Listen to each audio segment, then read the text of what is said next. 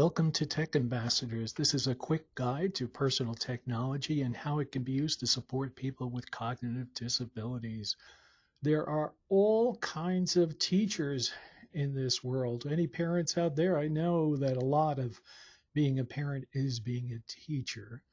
And there are many teaching resources out there for special needs students in the K to 12 range.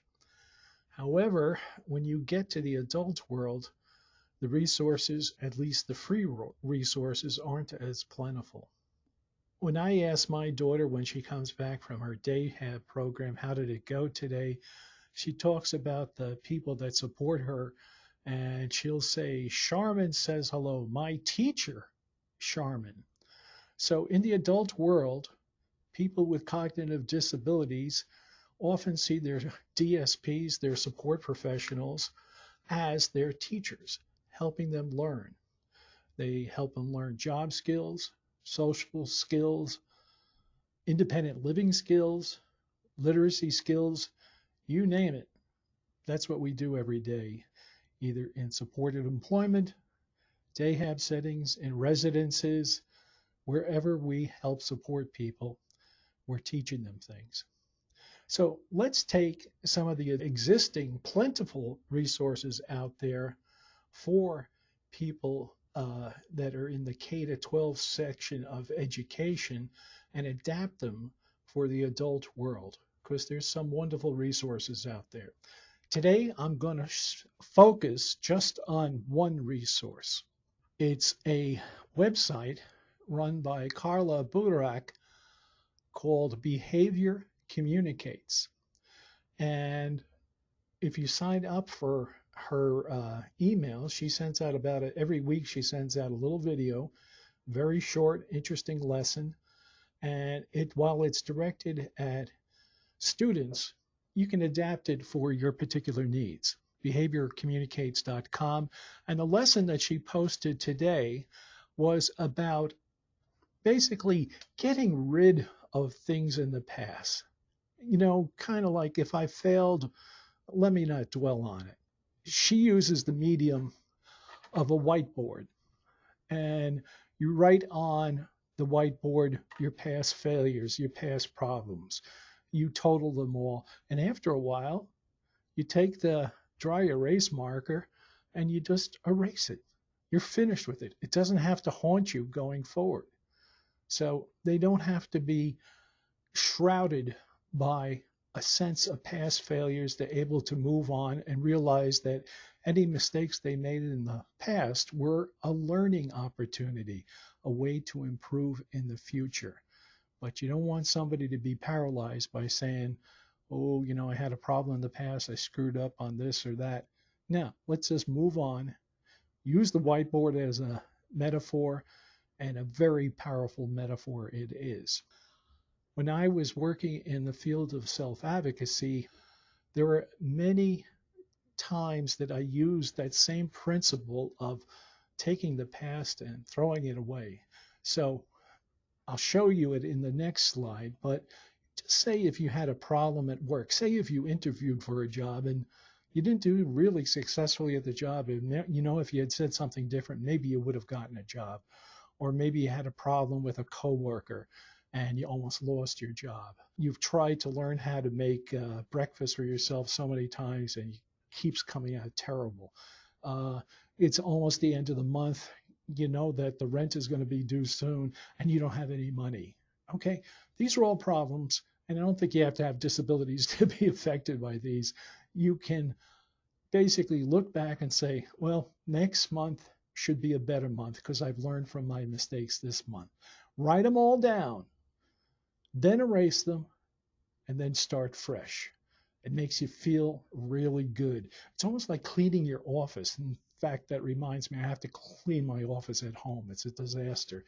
But isn't that great when you can get all the papers off your desk and just say, hey, that's gone. That's that project that I thought I would never do in the past, and it's in the garbage. And I'm starting with a clean slate. So back to my self-advocacy work. We used to do an exercise that was a killer exercise. If you look at this picture of a shredder and a little pile of shredded paper. Just do this. Say you have a room of 10 people. All of them in 2 seconds can tell you all the terrible things that have been they've experienced as far as being called names, from the R word to so many different things by friends, families, the world out there, and it takes a toll on them. We used to get them all together. Let's write them all down on a piece of paper, and instead of just wiping the paper away, let's put it in the shredder. And I used to have lines of people lined up for the shredder, and step by step they would come in, take that terrible name that they had been called, and let it just grind away into little bits, and realize that that does not have to be my limit. I don't have to be categorized by other people. They can't call me names and have an impact on me. And you never saw so many happy faces, liberated faces after they go through this exercise. Take the whiteboard, use the whiteboard, or if you have a shredder handy and you want to make sure everybody has 5 fingers after they put their paper in the shredder, be careful. But it is such a powerful exercise, and it's exactly what Carla was talking about in her lesson plan. Here's a couple of examples from Carla's site. If there's somebody that's acting up in your group, really is causing a disturbance, and despite what you do, nothing changes, she has a lesson where she says, take their forearm, take their hand or whatever, and just draw a pause button like you have on a VCR in washable ink on their hand. And when they start escalating, just ask them, hey, John, could you hit the pause button for a second? And she said the results are amazing. All the people, all her students are used to these icons of technology like the pause button, and it really works. And perhaps it could work with your group. And she also, there are a couple of instances of Carla talking about apps that could be applied to the adult world, so you don't have to translate anything. And she talks about a app that provides a analog timer that you could use to help people with their executive functioning skills. In this video, she talks about lesson plans and the start of the lesson and the various things that the students have to complete. But you could do it the same way for somebody that's in a job situation and has multiple tasks. Say the classic McDonald's situation where, your first job is to make sure all the tables are clean, then fill the ketchup bottles, then do this and do that, but make sure that there's a time attached to it so somebody doesn't start cleaning the table for 15 minutes and all of a sudden they're behind on their other duties. So it's a great little video. So I'd encourage you to go to behaviorcommunicates.com, get on her email list. And I have no financial interest in this. I've only known her from just interacting on the web with her. But she really does some great stuff. And she has almost 6,600 subscribers.